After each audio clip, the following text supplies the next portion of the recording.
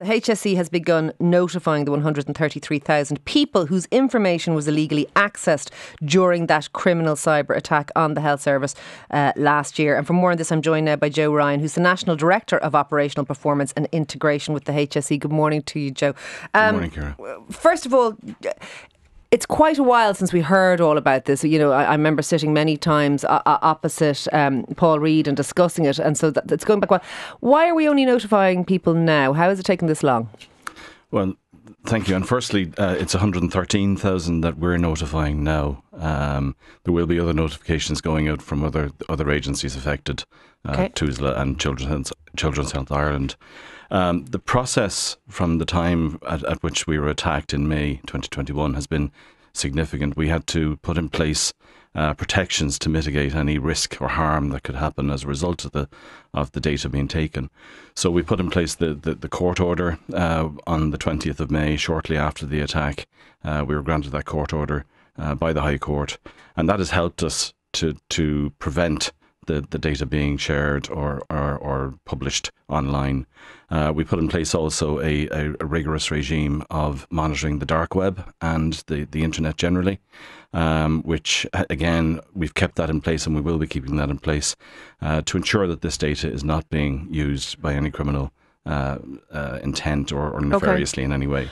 The process then of when we got the data back from the guards in December of last year, you might recall that there was a press release relating to that.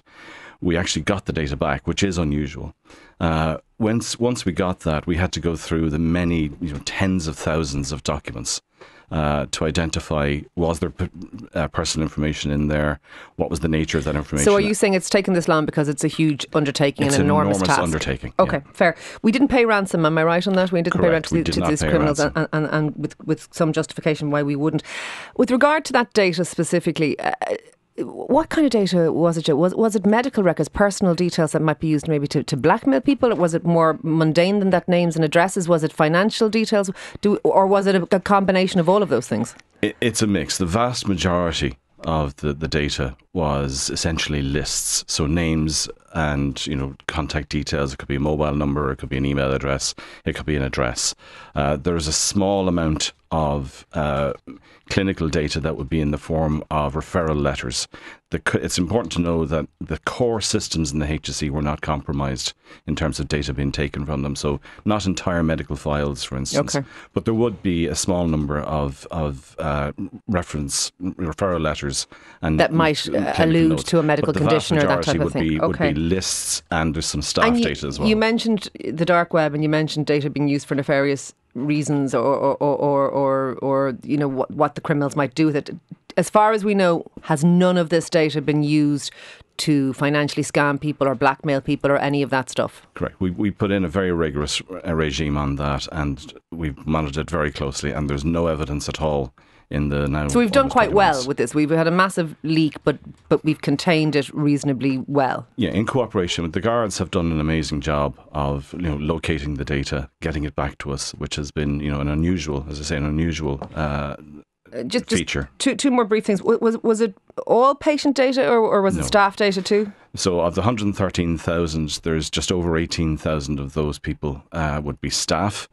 And the majority of those records would be kind of forms, HR forms and such, like when people are changing role or whatever, and some lists as well. There is a small number, there's 850 records that were travel expense records. Okay. And then lastly, obviously you're beginning this process of notifying people about this who have been affected. How will they be notified? Is it going to be emails? Is it going to be post? No, it's a letter going out to all 113,000 over the next number of weeks and months.